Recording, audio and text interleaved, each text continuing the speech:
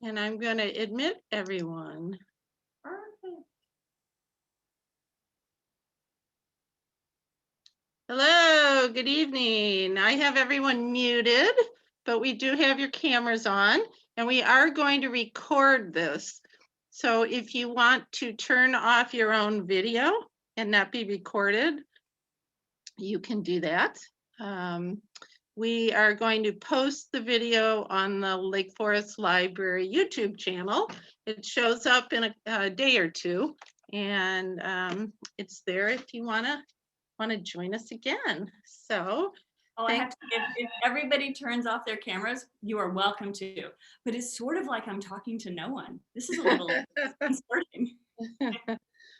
And Catherine, we didn't talk about questions. Should people save those till the end? You know what? And especially in a group this size, I love it to be a conversation.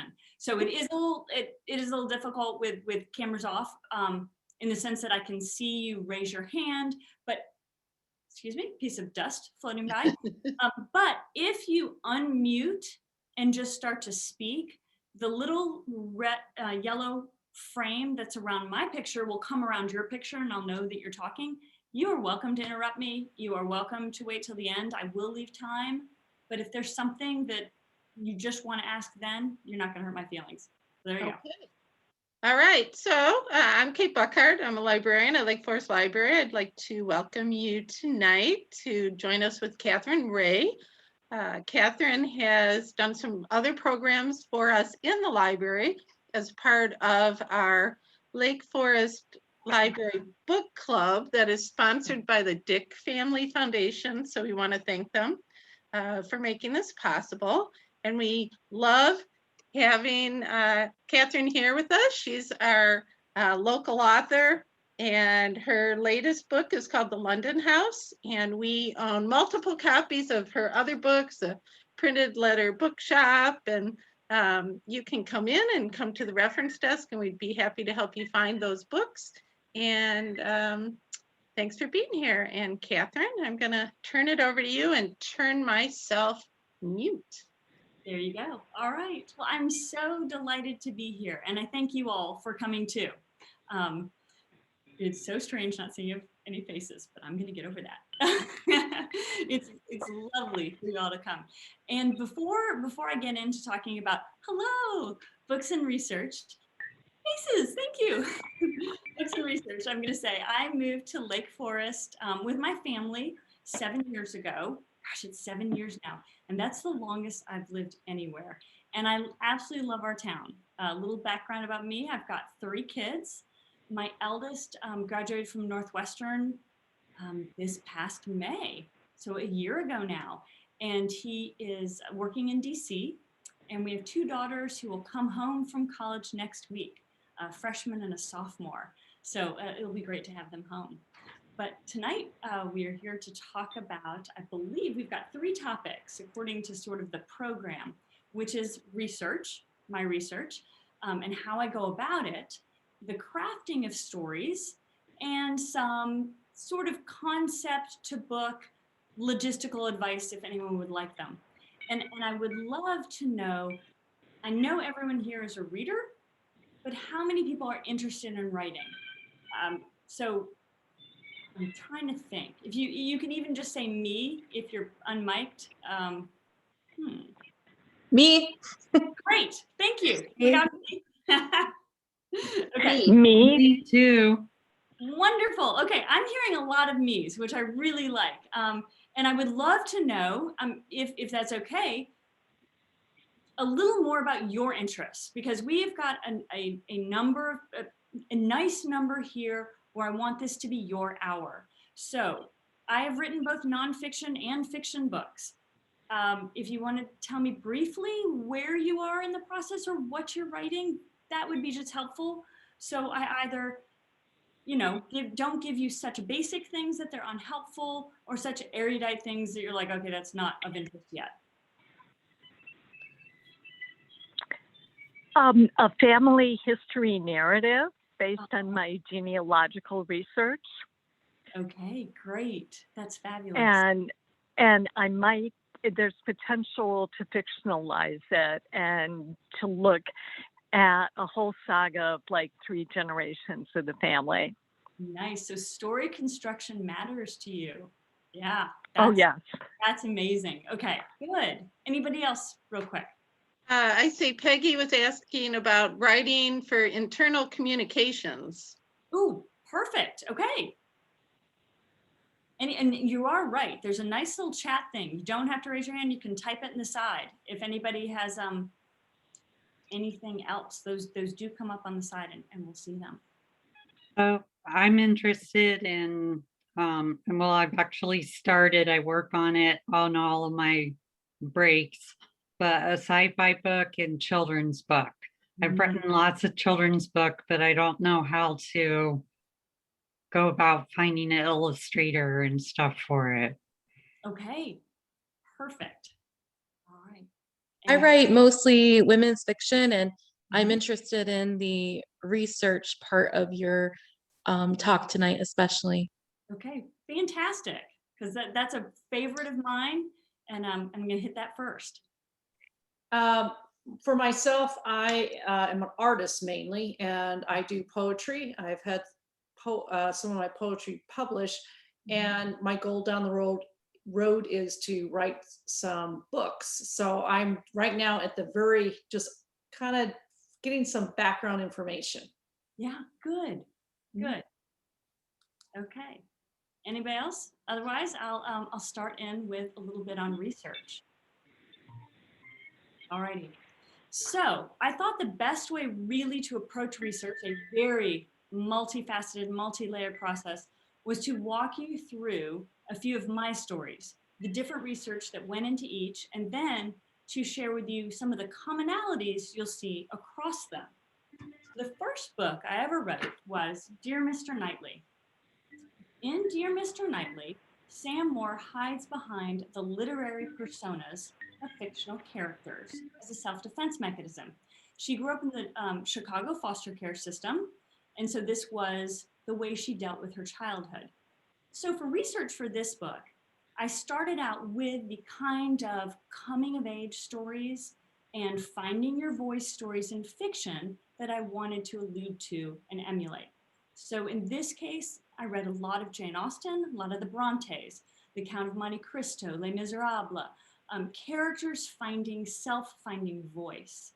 And I also, as you can imagine, needed to know quite a bit about a foster kid's experience. First, I went to library and I researched and found every book I could find, either nonfiction or fiction, written by a former foster kid. Then I interviewed several. And at that point, which is something important about your research, to respect who you're researching, et cetera, who you're talking to, I went into those situations with no pen, no notebook. I just merely talked to the kids, an executive director of a group home. First interview, then asked the kids, and they let me come in and talk with them. But no notebook, no pens, no devices, so that by the time I got to write Sam's story, not only did I not have the literature, the voice of my story, but I didn't have any child's individual tale affecting the story. And that was really important to me. So that's a little bit of the research, and there's a lot of other issues dealt with in this book, but those were the real drivers in the foundation of Dear Mr. Knightley. After Dear Mr. Knightley, I wrote Lizzie and Jane. Obviously another literary allusion in the title, but that's also a play on 2 sisters, because those in this book are not close friends. They are not Jane Austen's, quintessential best sister friends, Lizzie and Jane. They are divided by both distance, age, and a lot of years of pain between them, between Seattle, Washington. I'm going to talk about place as a character, but Seattle, Washington, and New York. And Lizzie is brought home to help her sister Jane through her battle with breast cancer.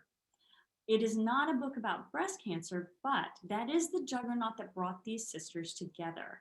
And so I needed to get that correct. So not only did I research a lot of literature that I wanted to allude to, and I used the literature in very different ways here, it actually informed the things people wanted to eat and the places they felt safe. And Lizzie was a chef, so that played into that. But the real research came into researching breast cancer and women's journeys through it, because that needed to be not only logistically correct, but emotionally correct. Because probably every one of us, it has touched our lives, whether ourselves, our mothers, our daughters, our sisters, our cousins, our friends or acquaintances. And so that journey, it just had to be real. And how that went about, I did a lot of research first off in the library, not only to understand what one goes through from journal perspectives, like medical journal perspectives, but from every doctor, every patient who had published a book of their memoir or their account going through breast cancer. Then I interviewed an incredible team of doctors, oncologists, radiologists, nurses, physicians' assistants, the technicians in the chemo labs for 2 days at a hospital, and filled a couple legal pads with how they handle just the day in and day out of the hospital and what a patient goes through. But the true insight came from 3 friends who gave me their diaries during their battles. So that was, how they felt every morning, their fears, their pains. And so that really informed the story. So research does take, a lot of different forms, for any book. And it also can come from your life. So the Bronte Plot was written right as we were moving to Lake Forest. And it is the story of Lucy Alling, who is an interior designer, because I was decorating and remodeling a house to a degree. We had a little bit of work to do. She's an interior designer, and she's a rare book dealer. And so when you're doing research, don't say that your life doesn't provide really good, rich, a foundation for your book. So remember the things you love, the things you do, all of that can go into literature, either overtly or obliquely. So anyway, Lucy Alling takes Helen Carmichael on a journey to London, an antiques buying trip where things don't turn out quite as she expects. The literature for this book and the fiction, I'm going to talk about why I begin with fiction on all my research, but the fiction for this book was really the Brontes. I wanted to sort of touch into that emotional, heat, light, darkness that the Brontes brought to their classic literature back in the 1850s. And after spending a couple books reading primarily Jane Austen, I wanted to play a little bit with that, sort of emotional bandwidth that she doesn't cover, but the Brontes dive deep into. So that is the Bronte Plot. So the next book I wrote is a portrait of Emily Price. And Emily Price is an art restoration expert who works for an insurance company. So before I get to the research on that, I'll tell you, once again, I began with fiction, and the books that inspired this book, number 1, C.S. Lewis's Till We Have Faces, Jane Austen's Emma, clearly James Joyce, A Portrait of an Artist as a Young Man, and I'm trying to think, Shakespeare's The Taming of the Shrew. So Emily Price, as I said, is an insurance art restorer. And the research for that, first I did a deep dive into the sort of tools of the trade, the chemical composition, how does one train for that job, etc. And then I spent 2 days with a couple art insurance restorers in their studio. And what I found was a lot of my research was wrong. There were these great tools with these fancy names that they could use, but they didn't use. For instance, they used a tongue scraper to get the antique distressed wood look, or they used, scrub daddies to get, kind of a pummeling look on some things. So it was really wonderful to have what I thought was correct and then learn really how scrappy the work can be and how ingenious in adapting everyday tools when your budget isn't all that great. Now, on the opposite end of that whole spectrum, I had a character who studied in Italy, trained at, say, the Vatican, and now handles the restorations for the Met, and in this case, the High Museum in Atlanta. And I actually got to travel to the Vatican. I wrote a letter and got access to the art restoration labs, which was amazing and completely informed another character, which allowed a juxtaposition between the two, which was really fun to explore in the book as well. Because in the end, A Portrait of Emily Price is an exploration of beauty in art. She's basically a scientist who wants to be an artist. So it's sort of open yourself up to beauty. And there's no better way to do that than a lot of really good food, a brand new handsome Italian husband, and moving to Italy, where that's where she moves to. So that said, I'm going to take a step back here. And I said about place being a character. And that's really important. As much as we want to write stories that are evergreen, and stories can be evergreen, place cannot be. You will date your story no matter what. By even the language you use will tell the time and the place in which you lived. So use place as a grounding, as a character for your stories. For instance, Italy is very much a character here, but because I've never lived in Italy, and I have lived so many places that I believe you can't understand a culture until you've truly lived in it, the point of view is exclusively Emily Price, the American who's just moved there. That allowed me to play with misconceptions and misunderstandings a little more than I would have if I pretended the main character was Italian and that I knew Italian. But anyway, so it's a little bit about place. And to go back to that, that's why in this book, Lizzie is from New York, and all that carries with it, all that persona and personality. And Jane, her sister, whom she's been separated from for about 15 years, is from Seattle. So there's not only a huge distance between them physically, but I mean, if you visited those two cities, you know their personalities are night and day. At the time I was living in Seattle, so I had a pretty good handle on Seattle culture. But again, you know, it's really, I think, important to use all of the tools that you've got available, and place is definitely one of them. So the next book after A Portrait of Emily Price, and if you want to stop me because you've got a question about research or anything particular with any book, just as I said, chirp out and we'll go from there. The Austen Escape came next, and it's my last true overt nod to Austen or to directly to any type of literature. And this is about two best friends in childhood. There's a little distance between them now, and they head off to a dress-up adventure, sort of one of these big estate dress-up, you know, extravaganzas in Bath, England. And the idea actually came from The Merchant of Venice, because in that book, Portia finds that she is her true self when in disguise. When she is playing the lawyer, she is, you know, her most authentic self. And so I thought, what if I take two women and I take them over to Bath and I put them in an Austen adventure, which, you know, everybody might love, all the characters, all the sort of catnip of Austen, but they're finding who they really are, what it means for their friendship and what it means for their futures. So again, the literature I studied for this one and did a lot of research for was Austen. And then I did quite a bit of research in engineering and technology, because the women start out in Austin, Texas.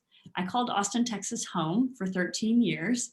But when I say it's the longest I've lived here, I lived for several years in Europe in the middle. So Lake Forest still trumps Austin in terms of like time in the city. But let's see. She's an engineer. One of the characters is an engineer in Austin, Texas. And so that also frames the way she thinks of Jane Austen, and she thinks of this whole adventure, which plays into the story as well. So in terms, though, of setting, don't be shy to create your own. So in my last two published novels, The Printed Letter Bookshop and Of Literature and Lattes, I created my own town. I had never created one before, and it was so much fun because I could move the characters around in it. I could place things where I wanted. The only thing I would say, if you ever create your own town, get out the markers and draw a map, because you will forget where you place the bookstore or the bakery or the library. And then you're going to have to go back through your manuscript and figure out how many shops down was this. So anyway, it really was a lot of fun. Again, I started with literature. With the Printed Letter Bookshop, there are 68 books alluded to within this story. I read a lot of books about transformation, again, about voice. And really, you're getting an insight into what I write. I write about women who are someplace and life cannot stay there. And whether it's voice or identity or, just life journey, things are changing. It's a changing moment. And we'll get to that when we talk about story construction as well. And then my last book, Return to Winsome, that's the town I made up, Inn of Literature and Lattes. So I also said that I wrote a nonfiction book, which and the name isn't there, but the person who's writing the family memoir or the family story, nonfiction books should have a story arc as well. And Awful Beautiful Life is the nonfiction book I wrote. It was published in 2019, December of 2019, and is the story of Becky Powell. Becky still lives in Austin, Texas, and this is the story of what she would call her F words. And they are faith, family, friends, fun, finances, fraud, the FBI, and frustration. And I'm sure there are more, but it is basically a story. Her husband committed suicide, and that night she found out that he had taken $21.5 million from colleagues. And she was faced with an FBI, an SEC, and a DOJ criminal investigations within 24 hours. And this is the story about how within 18 months, she was able to pay back every penny, the net amount of the money lost to each creditor.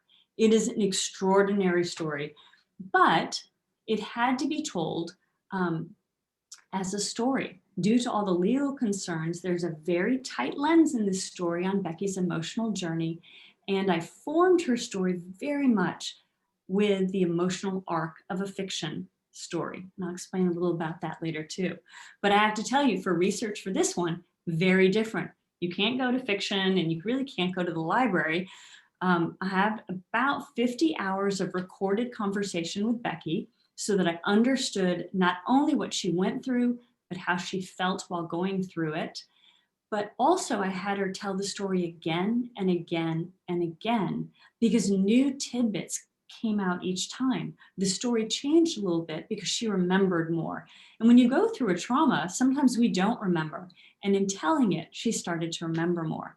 I also found that if I listened to her voice every morning that I was writing beforehand, and even at the very beginnings, I could capture her voice.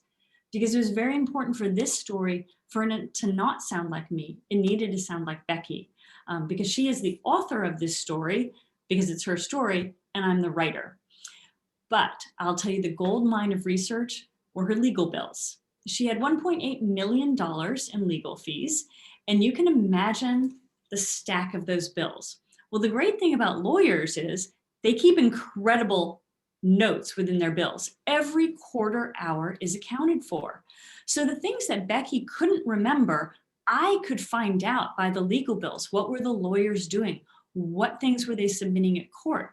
Who were they depositioning? Who are they talking to? What did the SEC called about that day? Everything was in those notes. So research can come from surprising places. Those are all nonfiction and fiction, all contemporary stories. That is what I have written heretofore. But come November, I've got the cover here. You can kind of see it. I will release my first historical fiction novel. And the research was quite different there. There were very few interviews. There was a lot of library research. But again, I started with the fiction, and I'll tell you about that in a minute, but I started there. Prior to 2 years ago, I had not jumped on the World War II fiction bandwagon, which is surprising because it's been a top genre for probably a decade. But about 2 years ago, I dug into The Nightingale, All the Way We Cannot See, the Alice Network, the Library and the Librarian at St. Malo, the Book of Lost Names. I mean, so many fabulous World War II books to get a sense of the ambiance and how they were telling that story. And then I started the library research, and my stack, and I've got behind me a stack of books right here. And so I would go to the library and I would, check out about 15 books and do research, and then I had notebooks full of notes on them. And then I'd keep going back and back and back and just checking things. So that was a lot of the research for the London House. This stack is not for the London House. And my librarian, Kate, cannot tell you what this stack is, even though she could probably look it up. I will turn it around someday and I'll take a picture and I'll post it. But until I've written the first draft of a novel and really feel I understand what the story is meant to say and where it's going, I don't like anybody to know what exactly I'm researching. That's kind of my secret that I feel like keeps the tension up for me in writing it. So that stack is my work in progress. And I hope to have that first draft done by the end of summer. So we'll see. But before I take questions on research, I want to tell you why I begin with fiction. I don't know if you noticed that for every book I said, this is the fiction I dipped into. I think it's really important when you are writing in a genre, whether it be World War II or contemporary romance or a nature book. And what I mean by a nature book is, yes, Where the Crawdads Sing is not a nature book, it's a story, but nature plays such a big part of it that kind of story is a genre in and of itself. You can look at The Marsh King's Daughter, Where the Crawdads Sing. There's a new one out right now, Raft of Stars, This Tender Land, so you could put that kind of in its own genre, even though it obviously fits in, general market fiction. But my point here is, it's really good to understand what is being said within the genre you want to write, what ambiance is being created, how the issue is being dealt with, the tone, the feel, all of those things that you are stepping into. And one of the reasons I say you do that first is by the time you've finished with that, and then you've done your other research and you're ready to write, all of that is just this beautiful haze way in the back of your mind. It is not going to affect your voice. And that is what needs to be unique, and you need to bring very strong to the page. So while you need that ambience and that understanding, by giving it that little bit of distance with your research in between, it really won't affect your voice. It will only enhance it. So that's why I begin with fiction and then I leave it there and move on to the other kinds of research. So does anybody have some research questions? Because I've been talking a lot and probably pretty fast.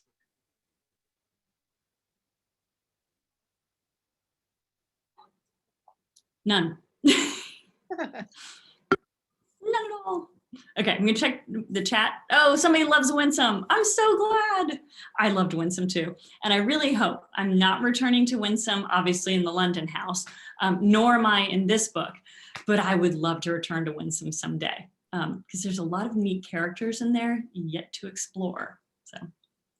Please do, but I'll also ask a question about research. Absolutely, please. How much of the time do you spend in research mode versus, okay, that phase is done and now I am just writing the story? Okay, it's actually a good question. There is a lot you're going to need to do up front to feel like I'm ready to write the story. I have enough foundation to write that story. Then I will tell you, you will get about halfway through your first draft, and then your research will get very specific. You'll feel, hey, that scene, I need to know exactly about that battle. I need to know exactly what was happening that day in history. And then your research can get very precise because it'll feed the story at the moment. And see, that's a tough one. So I'm going to tell you something else. And the reason the time is tough, it's really, what do you know going into it? And how much are you really putting in your novel on the back end? I would say this, research is like an iceberg, and you have got to do 100% of the research, but 90% is going to remain under the surface and 10% is going to make it in your book. And that's really a good way to think about it, because if you're getting too much more than 10%, then you're writing a technical manual, or you're going to bore people. But you need that 90% underneath to make that 10% sound authentic and to really make it sing. So obviously there's less research if you're writing something that's very familiar to you.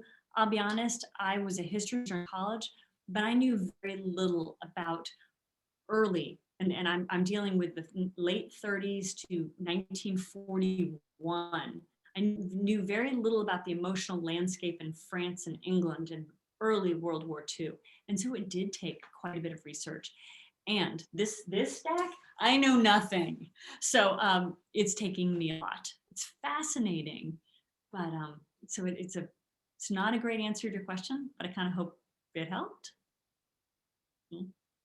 Okay, question over here. Did you find people willing to talk to you, or did you have to ask a lot of people? I actually found people are very willing to talk to me. The bigger challenge is actually getting up the courage to ask them. And I know that sounds weird. I have not had anybody turn me down, but it's taken me a long time to say, okay, I feel like I'm ready to use someone's time. I think you'll find that people are really willing to talk. You just have to get over the hurdle of, do I know enough? Am I legit? And all those questions that plagued me. But no one's ever turned me down.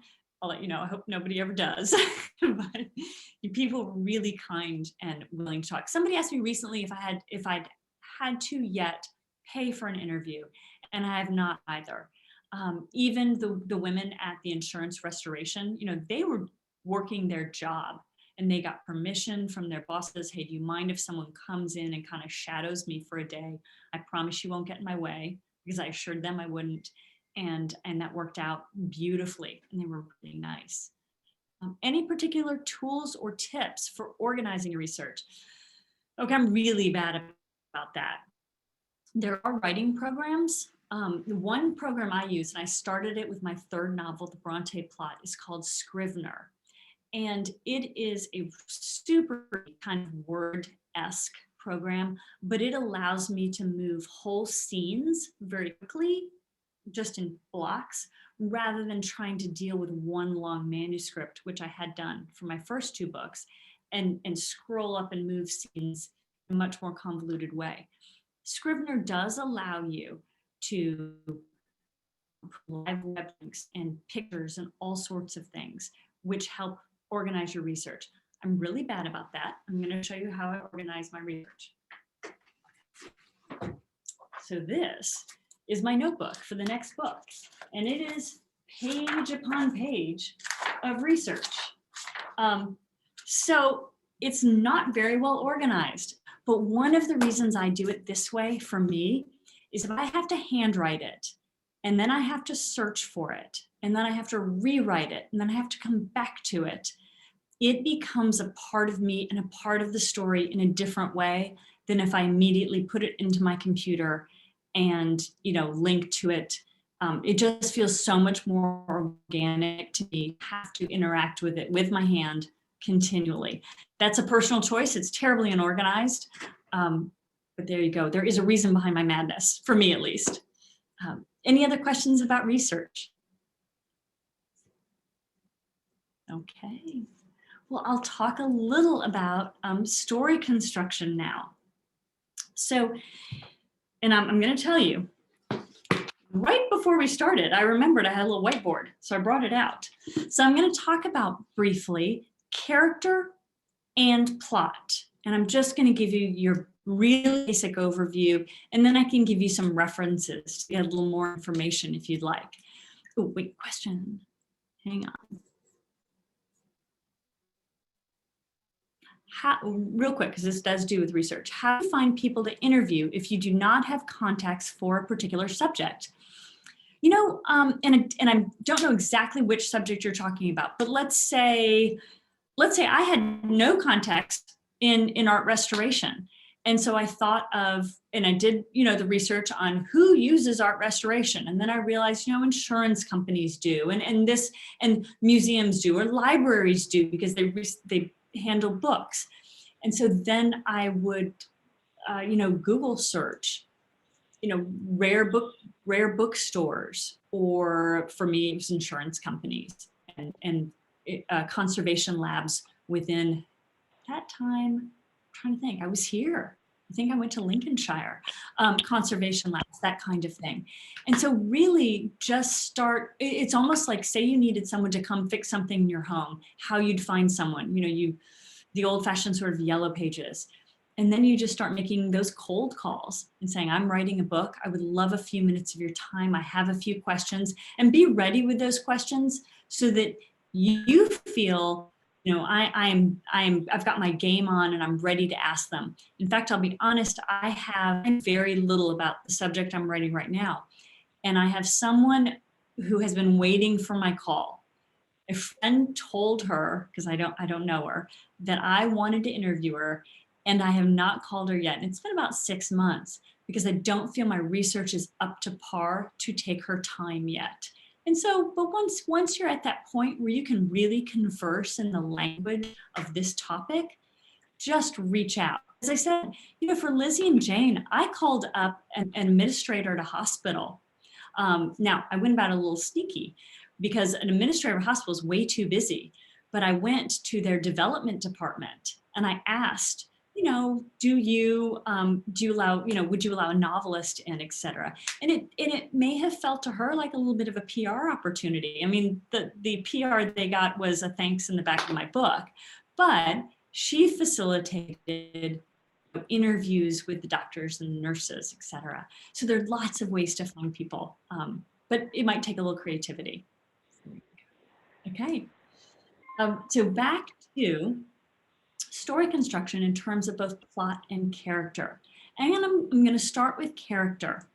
And oftentimes, character is often thought of, and writers will talk about a character arc. So you have an arc, and you start a character. This is going to work out pretty well. You start a character here, but the character is not whole. Maybe there's a need or something wrong. Like in Emily Price, Emily was seeing life through one lens that allowed for no beauty. In Lizzie and Jane, Lizzie was a chef who was losing her relational ability to cook. Now that highlighted the fact she didn't have a relationship with her sister, but the reader didn't know that yet. But she was losing a gift, and the restaurant scene in New York was noticing it. So you start with the world as it is, the character is, and you find, like Lizzie in New York, about to lose her restaurant, that they go through challenges and obstacles and setbacks and roadblocks. And these kinds of things hurt, and your character is stumbling. And so the arc provides tension and challenge. But then about 50% through the story, your character has to make a decision. There is a life or death moment. And that isn't always a physical life or death moment, but if you're writing a spy thriller, it very well may be. But it can be a metaphorical, a look in the mirror, I have got to change moment. And that comes at about 50%. And the reason it comes at 50% is not because we writers want at 50%, that is exactly where change should happen. It's because that's how we as humans take in stories. At about 50%, we relate to this person, we understand these challenges, but we don't want to remain a victim. And so we really don't want to see them remain a victim. And I don't mean a victim of, say, of a crime where the victim is trying to get to justice.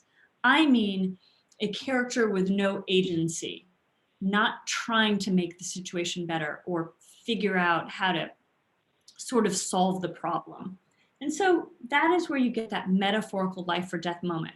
And while there will be challenges, roadblocks, obstacles, the reactions to them in the latter half of the story are very different. It's a little more proactive rather than reactive. And so at the end, the character is in a different place. A lot of writers will talk about that as a circle and say the character has come to wholeness again.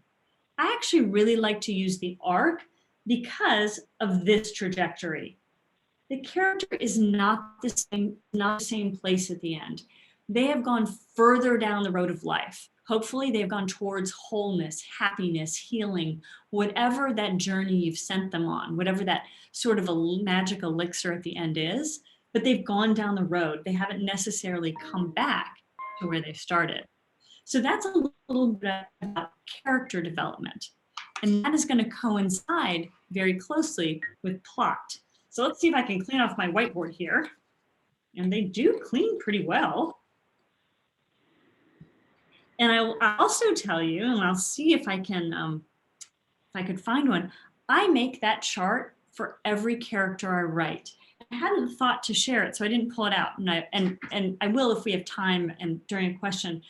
But when I start a story, I will make that arc a piece of paper for every single main character, so that I know that I'm not making a two-dimensional character. At least the top 5 characters have change, and they're going through some struggle, and they're learning something or bringing something to somebody else, you know. So arcs are important to make characters alive. 3-dimensional, not 2-dimensional. This is another diagram I make for every single story at the very beginning when I'm plotting it out. I do this straight line up and this short line down. So this is the plot of a story, not the character necessarily, but you can see the shape is pretty similar. So at the very beginning, just like the character is someplace, you need to introduce your world, where your characters are at the very beginning of the world, the status quo. Otherwise, when you launch into your journey, the reader's going to be a little disoriented because they're not going to know where they began. So spend a little time starting that world.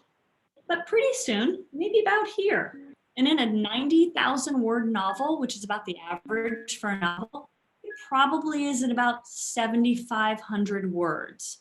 You need to set your characters on a journey. An incident is going to happen. In A Portrait of Emily Price, she married Ben and moved to Italy. In Lizzie and Jane, Lizzie's father called up and said, "I am going to help your sister Jane, and you are coming with me." In, I'm trying to think, what else we got here? In Printed Letter Bookshop, all 3 women were thrown into the bookshop together.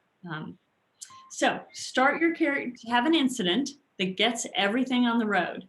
And then, of course, you've got obstacles, events, setbacks, ordeals, tension within the story. Stories are driven by conflict. Now, that doesn't mean that everyone has to be fighting all the time. In fact, they shouldn't be fighting all the time.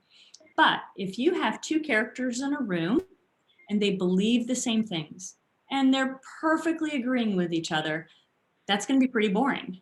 The most, I think, sophisticated really is 2 characters in the same room agreeing with each other, but you know that they're adamantly at war way beneath the surface. And I have to tell you, I had a lot of fun with that in Lizzie and Jane, because I think you can look at your sibling and you desire to be close to them. They're your sibling. So you feel love, loyalty, trust, but you can also feel betrayal, envy, anger, all within a glance. And so to play with all those layers of emotion creates conflict. And that is the driver of a story. Now, I don't mean like say in Mission Impossible, that you have to be on this high road of conflict the whole time. You do need ebb and flows. Readers need to rest, but you have to have conflict driving up to the climax of a story, much like a roller coaster going doot, doot, doot, doot, doot, before that first big dip. So at about maybe here, you're 50%, that's going to coincide with the character arc. Remember that life and death moment I was talking about, either literal or figuratively, that the character goes through, the story's going to go through that too, a midpoint where the tension is going to change in the story. And there's either going to be resistance here, and there's going to be race here, or there's just going to be something that shifts, that tells the reader and the whole story the dynamic has changed. And there's going to be a race to your climax. The climax of a novel, usually, if it's a 90,000 word novel, it's going to be at about 75,000 words. Is it about at the 80, 85? You could even have it at the 90% mark of your story. And that is the moment where it's all on the line. You know, that's like in one of those Mission Impossible movies, Tom Cruise has to save the world right then. It's all on the line here. In Lizzie and Jane, it was a showdown between the sisters. In Emily Price, she leaves her husband in Italy and returns back because she can't handle it anymore. Or in, I'm trying to think, well, in the Printed Letter Bookshop, all three women have different ones. That was the most fun of writing that book, is taking three characters on three journeys and having three plot lines that had to interweave. So it's really a lot of fun because they each had their own plot, and then collectively they had a plot. But that needs to be a high impact moment. Now that said, a lot of writers will get to that high impact moment and go, oh, I did it. Okay, I'm done. And they want to be out. You can't be out yet. You've got to see it through that last 15% or those last 15,000 words. And the reason is that's the gold. The denouement of the story done well is what is going to give you that when you turn that last page, the reader going, oh, or whoa, the story sticks with them any which way. And it's that little bit that gives it to them. So don't pull out of your story too quickly. See it to the end with the denouement. Really, really important. So that's a little bit about story construction and character. And if you have any questions about that, happy to answer those too. None. Was that too much, too little? I don't know. It's so strange not seeing people's faces. Okay. So I have a question. The diagrams that you alluded to in your talk, those will be on the library's video on the YouTube channel. Oh, these? Yes, right. They will be. Your whiteboard sketches, yeah. Yeah. And I'll see if I can find it real quick. I'll kind of show you. No, I don't want to waste your time looking for them. But as I said, I really do draw these for here. I think, well, no. Well, you know what? Here's one. Here's my template, actually. I wrote the template where you've got, the midpoint and the climax and the falling action. So I do write these out. So yes, the whiteboard drawings will be there, and I'm sorry they're not all that great. But that's fine. That's fine. Yeah. Oh, I have one more question. Do you write up like character sketches, and do you really get into like the background of your characters, like how they view the world, and develop really rich profiles before you write the novel? I do not do that, but what I do tend to do is actually write diary entries. I will ask my character a question, and then I will let them answer it.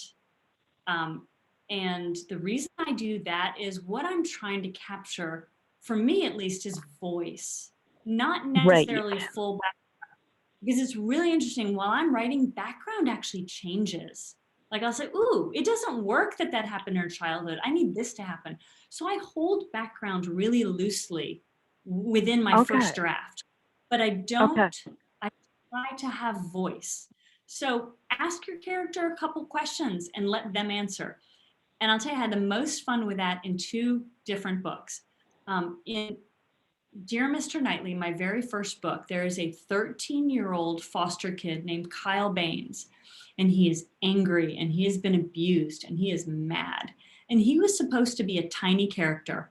He turned out to be the driving force and the agent of change in the whole book because his voice was so big. And that's really fun when that happens. So I write a diary entry, or I let them just sort of riff on a subject and see if I can capture their voice. And then a lot of that background can fall from there. So that's just how I do it, but Okay. it might help. Thank you. There you go. You're welcome. Okay, so let's see. Whoa, it moved. Oh, that's terrible. There was a question over here and it popped away. Hang on, let's see. Okay, how do you approach creating characters? I always start with my main character, and for me, it's always a woman, because I write women's fiction, which is sort of a journey. It's not necessarily a romance, but it is a sort of a woman's journey. And once again, I start with voice. I start with what this character sounds like, and then from there, I sort of like, ooh, you have red hair, you're a little fiery, or you have bright green eyes, and you need to come from the Pacific Northwest because you have, this attitude of life, or the Midwest, because those are different worldviews.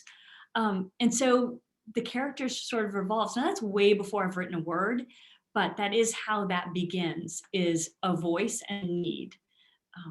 So there you go. That's how I approach a character. The character really helped me. Oh, I'm so glad. I'm really glad. It's a really useful tool. And I do recommend drawing it out just on a 8.5 by 11 piece of paper, drawing it out and seeing where you're going to want your character to go.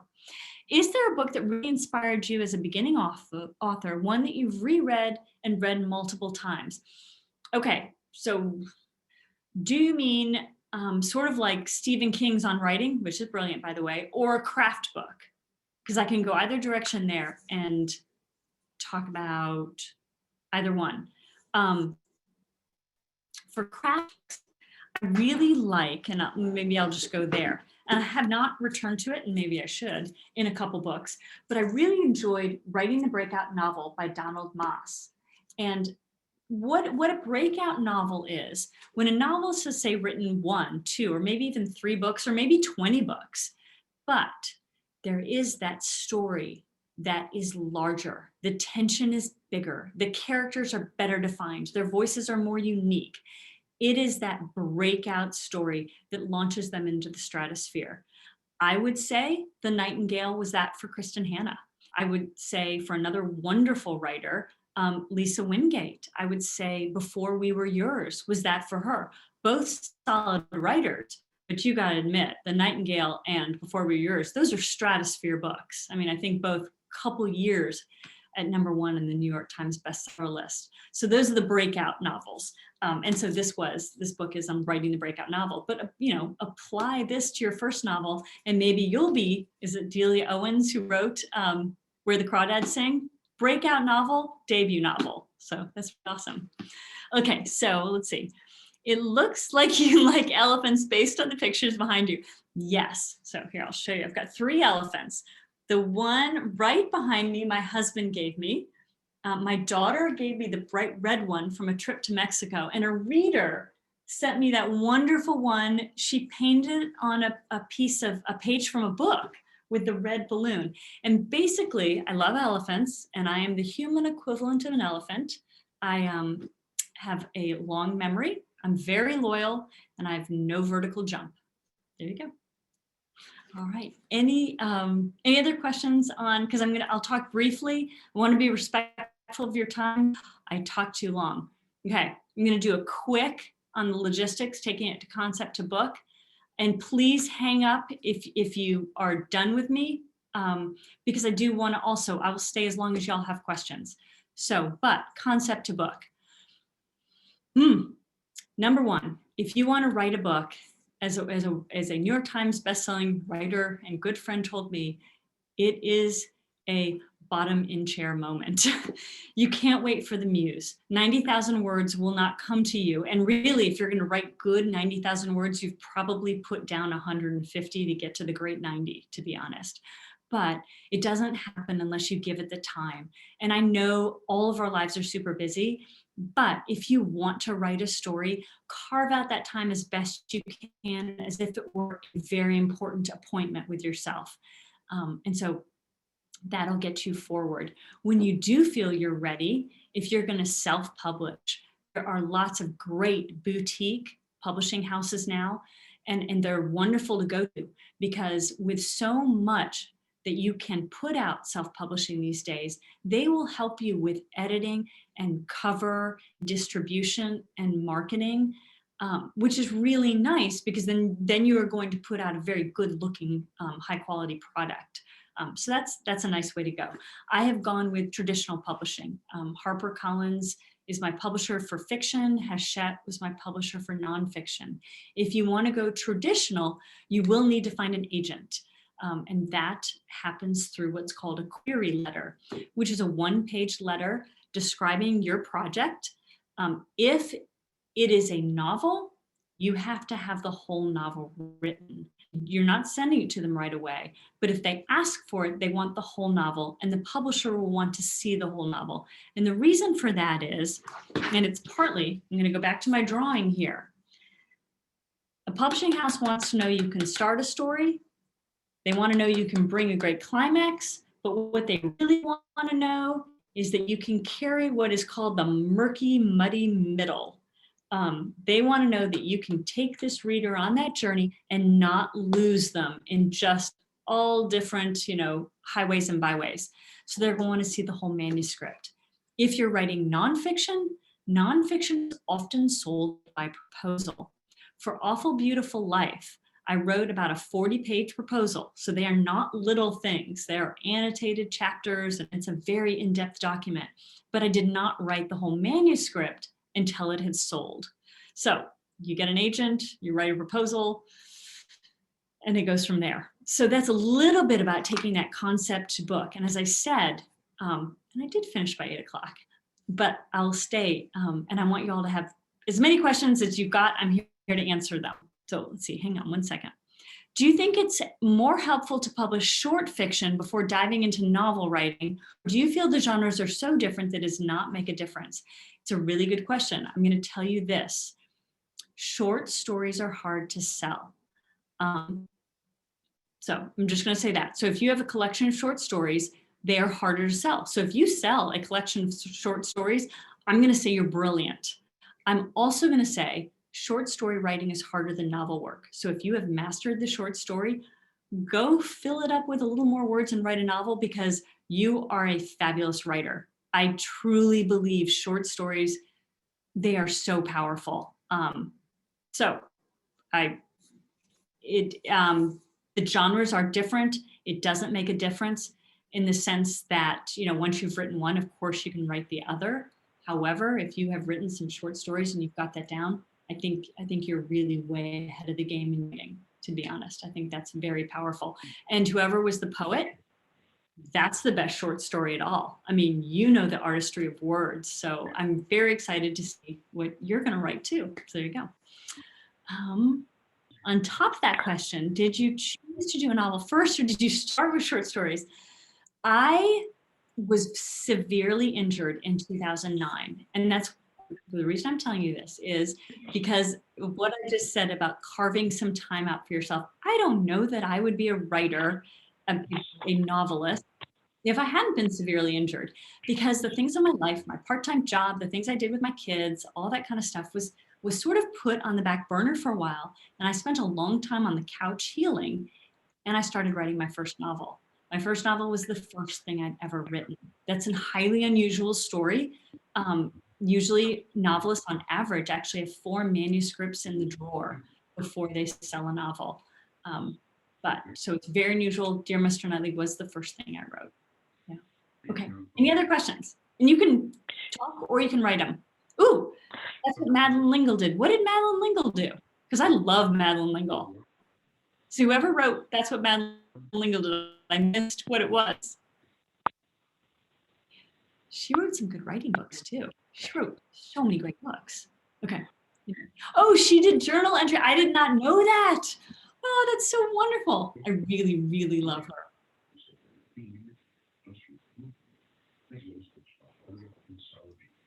Any other questions? What do you think about blogging a book to develop a readership or maybe even find an agent? Well, I tell you, that's how The Martian did it. And that was a great book. I don't know because I haven't done it. I have no experience in that. I'm sorry. But I do know that people do that and they put out books serially and it can really grow readership. And The Martian was done that way. And remember that movie with Matt Damon? Maybe yes. In it, or I mean, I know he directed and produced it, but I think he was in it too. Yeah, that was done that way. Okay. Yeah. Anybody else? I have a question. Yes, please. So I know you said this was the first book that you wrote. Have you taken workshops or classes, courses? Did you have maybe undergrad in, I think you said history, but doing a lot of writing? Did you have that background before you started on your novel? I was a history major in college. Then I got a master's in marketing, so that part didn't help. But I did take 2 writers' workshops after I wrote different. There was a 3-book contract. When you write your first novel, you truly have no knowledge that it will ever get off your computer. So it's a very different experience than when you hand it in and the publisher says, great, we'd like your next one, is due in a year. And then you realize, oh my goodness, you have to replicate this. You have to learn how to write a novel. So while writing Lizzie and Jane and while writing the Bronte Plot, novels 2 and 3 for me, I did attend a workshop during the early days of each of those because I felt craft books were great, but I wanted that kind of intensive 4-day deep dive into a writing workshop. I haven't taken one since then, but they've really helped me. Writing workshops can be really expensive, but for me, I was on a crash course at that moment to kind of get my confidence up to say, yeah, you can do this again. So. And then I'm just going to plug Lake Forest College, the Gordon Center, and Ragdale all offer workshops and workshops on writing memoirs, fiction, poetry workshops. So of course we have Northwestern and other locations, but just right here in Lake Forest, we have 3 places that offer writing workshops. It's amazing. Those are amazing resources. Definitely take advantage of those because that's fabulous. Yeah.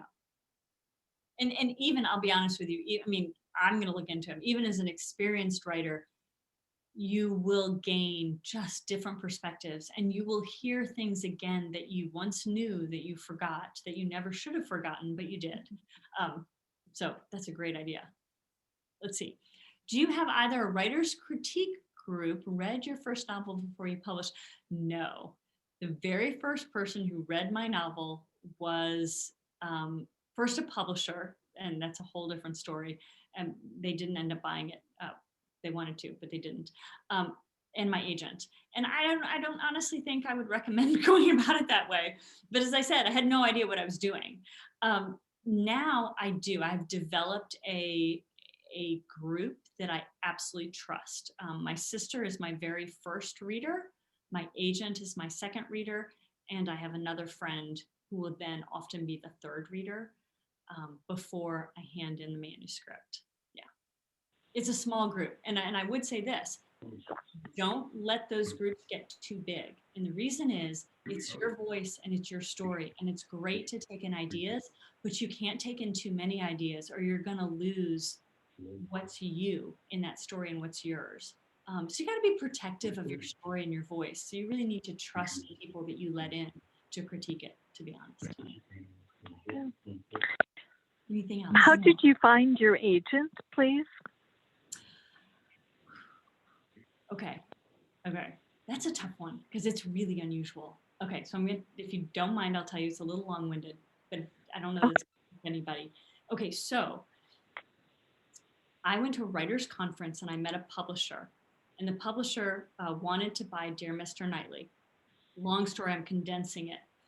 But the offer was really, really, really horrible. And what I mean by a horrible offer is there was no advance money, and you do want some advance money because that means the publishing house, you know, it's got skin in the game, or at least you think they've got skin in the game. It's a nice thing. Right.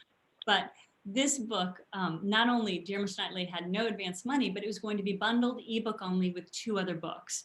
So it really was going into the abyss of publishing. Right. And on that day, I'd already been turned down by 41 agents, by the way. So that takes a little courage to query 41 agents, have them all turn you down. But that day, a newsletter from a writers group I belong to, the same group I went to that conference, sent out a newsletter that said, you know, do I need an agent? And my picture, a galley shot taken randomly, they couldn't even attribute it to me. They didn't know who it was. My picture was in the center. And that got my attention. I immediately wrote, the head of this whole organization said, this is unbelievable. Your newsletter, my picture. And he wrote back and he said, yeah, you need an agent, but no one's going to turn you down. You have an offer. Well, I didn't tell him what the offer was. I didn't confess that. So what I did then is I went to my bookshelf. And if you want to find an agent for a book, go to your bookshelf, do what I did. I pulled out 10 books that would sit well next to mine. This was the genre I was writing in. This is the voice. It fit well on this shelf. Well, in those 10, and look in the acknowledgements, because who the author thanks, you're going to get an idea who they publish with, who their agent is. It's all going to be in there. So one agency's name came up 3 times. I went to the website, I saw this man's picture, and I knew with 100% certainty that was my agent. So I called him up on the phone, which, by the way, you're never supposed to do. And their website even said, do not call us. But I did. And he graciously called me back, and I blabbed at him for about a half an hour, unable to answer any of his questions because I didn't know all the vernacular. And he said, I cannot take you on, but I will read the manuscript and I'll give you my best advice. And he read the manuscript, and the next week he said, forget that, I want to work with you. So that's how I got my first agent. He's no longer. Excellent. Anyways, it's a fabulous story. So the end thing there is play by the rules until that impromptu moment when you just have to break the rules because of some extraordinary circumstance. But on the whole, one should play by the rules and probably not call. But what I was going to say is he's no longer my agent. He died of brain cancer within a year. And at that point, I had a published book, and my publisher actually, and this helped. I went to my publisher and I said, who do you like working with? What agents do you respect? When they come to the contract table, who do you really respect? And they gave me a few names, and I reached out, and that's how I found my present agent, who I've been with for 6 years now. Yeah. There you go. Excellent. Thank you. You're welcome. Let's see, anything else? Thank you all for your time. Again, I'm happy to stay and answer any questions, but I don't want you all to feel like you need to stay. But I really appreciate you being here, and I hope this has been helpful and enjoyable. Oh, yes. And I was going to say, go to my website, Katherine Reay. My last name is Reay. It's all one word. Sign up for my newsletter. Keep in touch. Feel free to email me. You can email me through my website. I answer all my own emails. Happy to answer questions, and really would love to stay in touch. So that too. Thank you. Oh, Monica had one unanswered question above. Oh, what is your opinion of major publishers versus self-publishers, when to use either? It's a good question. You know, there are pros and cons of both. I'll tell you, I am with a traditional publisher because I feel more comfortable with having so much support in marketing and distribution. I have friends who self-publish, and they like to control the process more. And I mean, obviously they keep a higher percentage of their sales by self-publishing. So it's a tough one to answer, and that I think it's a personal choice with a lot of different variables playing into it. some stories, I was talking to someone the other day and she said, well, I self-published because I wanted this book out there, but didn't feel like a story a traditional publisher would want to publish. I mean, I don't know if that one wouldn't have wanted to publish or not, but that's how she felt. And so she went straight to self-publishing with that particular story. So there are lots of reasons to choose either, and there's no wrong answer. I think whatever fits within your vision of your career or the story or your writing or what you want to do with it. So that was my question. Sorry, it's really dark. It's dark in this room. So with a traditional publisher, what type of percent do they take of your book then? That'll be part of your contract, and you'll get advance money, and then you will get royalties.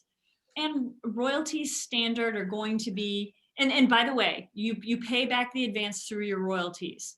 So, and those are usually, I mean, it could vary with your individual contract. I would say anywhere between maybe like 15 and 22% you'll get, and the publisher gets the rest.